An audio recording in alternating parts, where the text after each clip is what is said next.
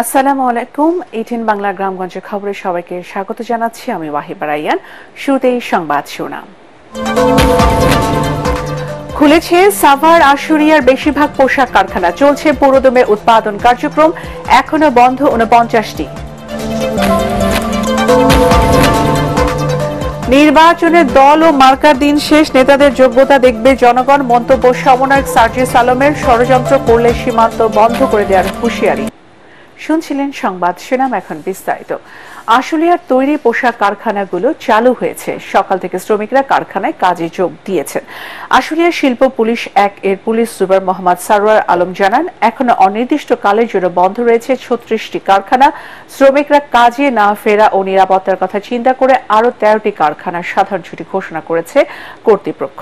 তবে অপ্রীতিকর পরিস্থিতি নিয়ন্ত্রণে রাখতে গুরুত্বপূর্ণ স্থানে আইনশৃঙ্খলা বাহিনীর উপস্থিতি বাড়ানো হয়েছে। সাভার, আশুলিয়া ও ধামরাইয়ের বাকি 1863টি কারখানা সচল রয়েছে। এখন পর্যন্ত বিভিন্ন কারখানায় হামলা, ভাঙচুর, লুটপাট ও মারধরের ঘটনায় আশুলিয়া থানার 6টি মামলা হয়েছে। এদিকে বিদেশি কোনো ষড়যন্ত্র আশুলিয়া তৈরি পোশাক কারখানাগুলোতে শ্রমিক অসন্তোষে আন্দোলনে ছড়িয়ে দিচ্ছে বলে অভিযোগ করেছেন বিএনপির সাবেক সংসদ সদস্য ডাক্তার দেওয়ান মোহাম্মদ সালাউদ্দিন বাবু। বৈষম্য বিরোধী ছাত্র আন্দোলনের কেন্দ্রীয় সমন্বয়ক সার্জিস আলম বলেছেন, নির্বাচনে দল ও মার্কার দিন শেষ, এখন মানুষ নেতাদের যোগ্যতা দেখবে। শিক্ষার্থীরা রাস্তায় নামলে চাঁদাবাজ সিন্ডিকেটের মূল উৎপাদন করে ছাড়বে বলেও হুঁশিয়ারি দেন তিনি। নিজের এলাকা পঞ্চগড়ে এক মতবিনিময় সভায় সার্জিস আরও বলেন, সীমান্ত জেলা নিয়ে কেউ ষড়যন্ত্র করলে তেঁতুলিয়া বাংলা বান্ধা তাদের জন্য চিরতরে বন্ধ করে দেওয়া হবে। মকবুলুর রহমান সরকারি কলেজের বটতলা চত্বরে বৈষম্যবিরোধী ছাত্র আন্দোলন পঞ্চগড়ের আয়োজনে এই মতবিনিময় সভা অনুষ্ঠিত হয়। সভায় অন্যান্যের মধ্যে বক্তৃতা করেন বৈষম্যবিরোধী ছাত্র আন্দোলনের কেন্দ্রীয় কমিটির সমন্বয়ক তারিকুল ইসলাম, রাকিব রানা মাসুদ, আবু সাইদ লিওন, মিশু আলী সুহাস ও জহির রায়হান।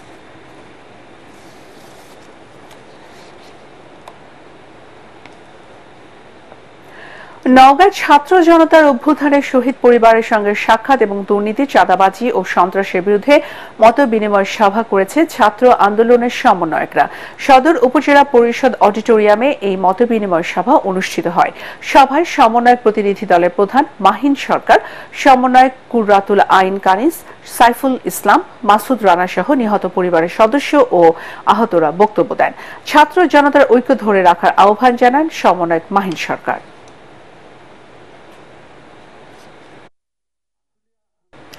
গোপালগঞ্জে স্বেচ্ছাসেবক দলের নেতা কর্মীদের উপর হামলার প্রতিবাদে নাটোরে বিক্ষোভ সমাবেশ করেছে বিএনপি ও স্বেচ্ছাসেবক দল। শহরের আলাইপুর জেলা বিএনপি কার্যালয়ের সামনে থেকে বিক্ষোভ মিছিল বের হয়ে কানাইখালী কেন্দ্রীয় মসজিদের সামনে গিয়ে শেষ হয়। পরে সেখানে এক পথসভায় বক্তব্য রাখেন জেলা বিএনপি যুগ্ম আহ্বায়ক দেওয়ান শাহীন, সদস্য সচিব রহিম নেওয়াজ ও জেলা স্বেচ্ছাসেবক দলের সভাপতি আসাদুজ্জামান আসাদ। ফ্যাসিবাদের অবশিষ্ট শক্তিকে বাংলাদেশ থেকে উৎখাত না করা পর্যন্ত এদেশে কেউ নিরাপদ নয় বলে মন্তব্য করেছেন বাংলাদেশ খেলাফত মজলিসের মহাসচিব আল্লামা মামুনুল হক। ঐক্য ধরে রাখতে না পারলে বিএনপি, জামাত, হেফাজতে ইসলাম কেউ এদেশে নিরাপদ থাকতে পারবে না বলে মনে করেন তিনি। টাঙ্গাইল শহরের শহীদ স্মৃতি পৌর উদ্যানে বৈষম্য বিরোধী ছাত্র আন্দোলনের শহীদ ও আহতদের স্মরণে দোয়া ও নৈরাজ্য বিরোধী সমাবেশে তিনি এসব কথা বলেন। টাঙ্গাইল জেলা কওমি ওলামা পরিষদের সভাপতি মাওলানা আব্দুল আজিজের সভাপতিত্বে সমাবেশে উপস্থিত ছিলেন জেলা বিএনপির সাধারণ সম্পাদক ফরহাদ ইকবাল, টাঙ্গাইল প্রেস ক্লাবের সভাপতি জাফর আহমেদ। বেগম রোকেয়া বিশ্ববিদ্যালয়ে দ্রুত ভিসি নিয়োগের দাবিতে মানববন্ধন করেছে বিশ্ববিদ্যালয়ের সাধারণ শিক্ষার্থী, শিক্ষক, কর্মকর্তা ও কর্মচারীবৃন্দ।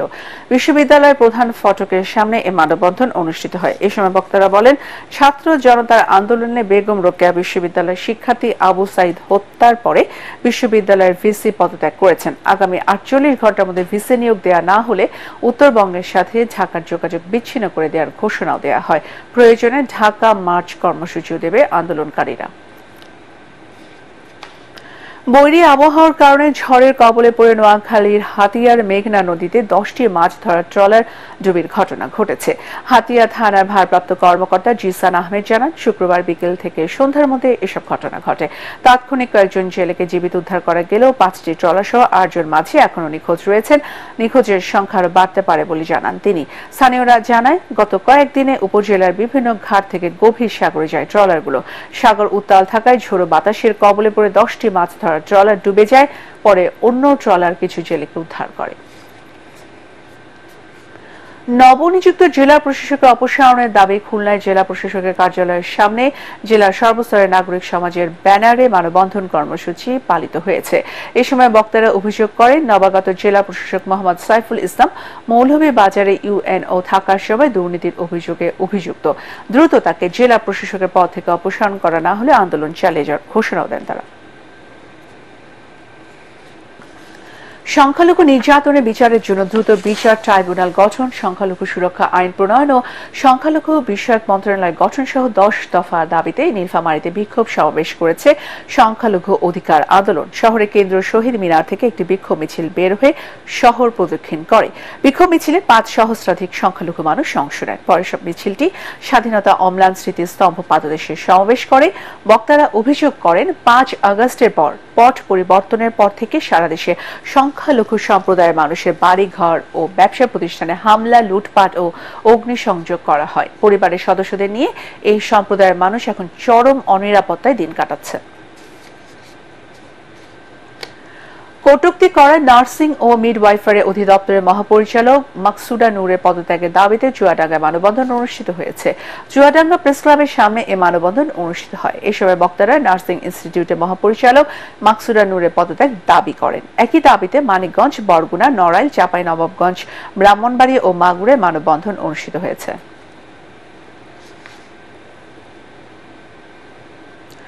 বাউল সম্রাট শাহ আব্দুল করিমের প্রয়াণ দিবস ভরা পূর্ণিমা উপলক্ষে সুনামগঞ্জের টাঙ্গুয়ার হাওরে শুরু হয়েছে ফোক ফেস্ট। মাটির গন্ধে ভাটির গান শিরোনামে এই উৎসবের আয়োজক হাওড়ে নৌ পর্যটন উদ্যোক্তারা। সুনামগঞ্জ প্রতিনিধি পঙ্কজ দে রিপোর্ট, জানাচ্ছেন ফারহিন ইসলাম টুম্পা। হাওর আর জ্যোৎস্না উদযাপনের এই মিশেল ছিল পর্যটকদের জন্য অনন্য অভিজ্ঞতা। পানি বেষ্টিত মাঝ হাওরের মঞ্চে লোক ও যন্ত্রসঙ্গীত শিল্পীদের দিয়ে উৎসবের শুরু করেন শিল্পীরা। হাওড়াঞ্চলের পর্যটনে যা নতুন মাত্রা এনে দিয়েছে বলে মনে করছেন দর্শনার্থীরা।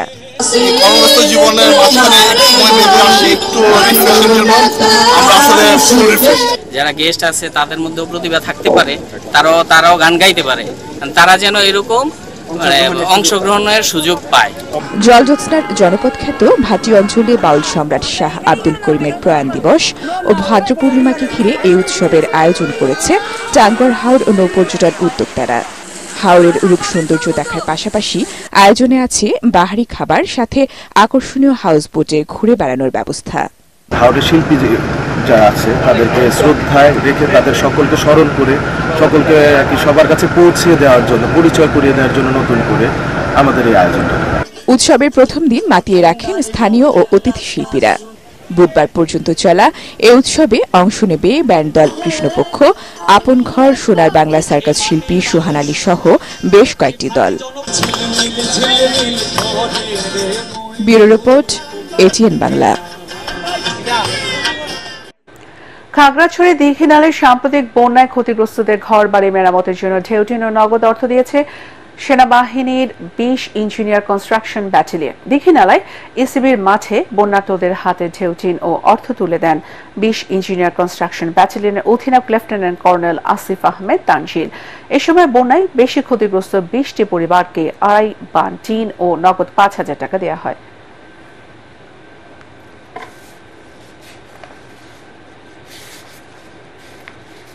পাবনায় সজল স্মৃতি ফুটবল টুর্নামেন্টে উদ্বোধনী ম্যাচে শিলাদহ প্রামাণিক পাড়া 1-0 গোলে ঘোষপুর একাদশকে পরাজিত করেছে। পাবনা সদর উপজেলার চরকোষাখালী খাদিজা হারুন স্কুল মাঠে মাসব্যাপী এ প্রতিযোগিতার উদ্বোধন করেন জেলা বিএনপির যুগ্ম আহ্বায়ক আনিসুল হক বাবু। মাদকে মৃত্যু, খেলায় সুস্থতা এই স্লোগানে আয়োজিত প্রতিযোগিতায় 24টি দল অংশ নিচ্ছে।